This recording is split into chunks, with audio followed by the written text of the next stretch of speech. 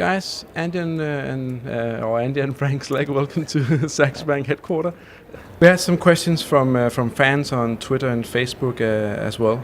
For instance, Tara from Australia asked you, Andy, do you have a race that you would like to ride, but the team doesn't allow it, but you kind of ask anyway? Is there a specific race that is not in your schedule that you would like to participate in? There is a race I want to do one year, and that's Tour of Flanders.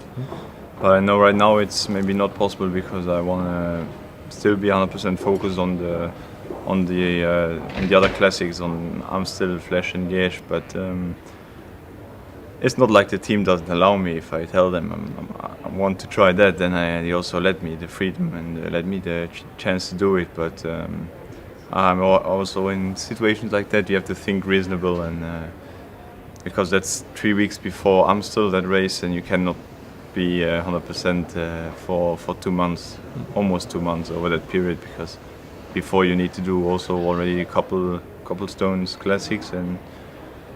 But just to answer quick, no. Okay, Hyllegaard, I guess a Danish girl from Twitter asked you, Fränk, your expectations for the survival camp on Fuerteventura, and do you have a special welcome ceremony for the new team members that you would like to tell about? That's just secret. I'm not allowed to tell you guys, but I'm looking forward for Fuerteventura. I mean, it's the eight times now I'm doing the survival camp, and it's always fun.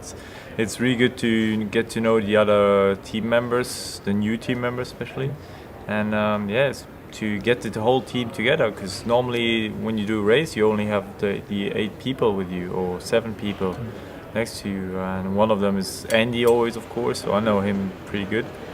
But to get to know the other boys and that's really fun. For the new team members, we always prepare something, of course, and it's gonna be fun, I think. That's the initiation, we call it that way. So we haven't planned anything, but we're just gonna decide it's gonna be hard for those boys. The expectation for the survival camp, I believe it's gonna be a lot of water, and then a lot of hiking and running stuff and doing exercise with the team. So I'm looking forward. Lots of hunger, lots thirsty, and no sleep. That's really looking forward. Sirius Black asks you, Andy, what's your favorite indulgence? Something you can't resist during the off season that you can't have or do when you're racing? I mean, when I'm racing, there's many things I'm not allowed to do. Okay. But that I do all in the winter. So those 4 weeks off season. Yeah. You know, we have to take everything what we missed all year in 4 weeks. We have to do that. No, but not really. I know from some other teams they're forbidden to go skiing. They're forbidden to, I don't know, go diving. But actually, Bjarne and Kim, the team, they leave us open everything. Maybe when I tell them tomorrow they want to do a bungee jump from the Golden Gate Bridge, they want to say no, but that's not really what I want to do also. But for the rest, I'm pretty free. But in the season, you cannot do a lot. In the season, for example, you're in a race, you can take the stairs or you take the elevator. You take the elevator to, don't hurt your legs more. Just small examples, but it's with a lot of things like that. I don't go when I go walk my dog in the season. I walk the dog. I don't run the dog, because the day after I have bad legs for training. So, but you learn to live with those restrictions. Yes, that's no problem. I mean, it's like in the season, you have to do. It's like 10 to 11 months.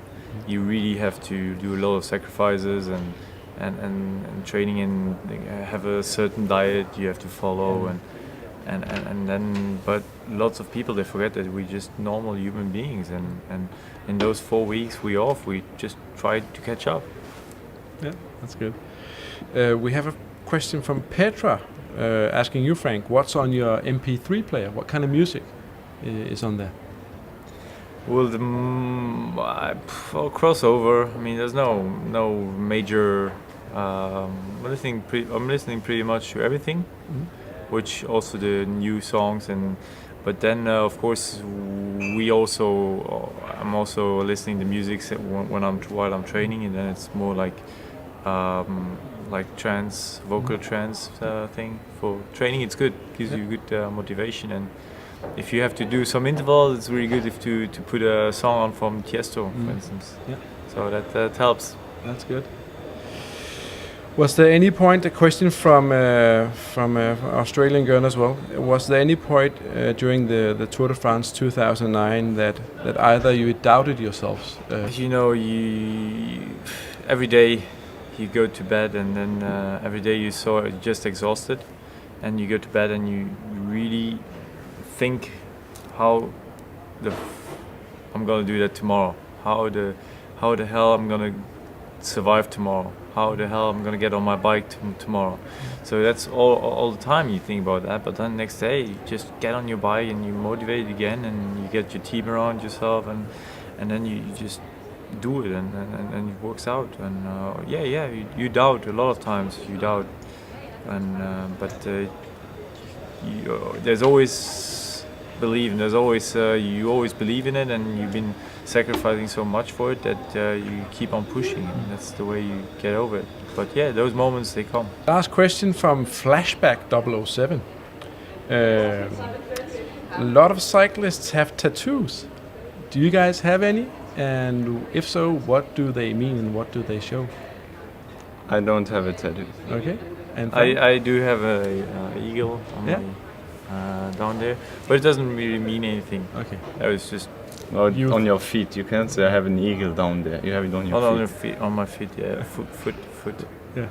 It doesn't really mean anything though. Okay. Just thought it was cool. Yeah. But I was young. Nobody cares. I was young and needed the money. So nobody cares.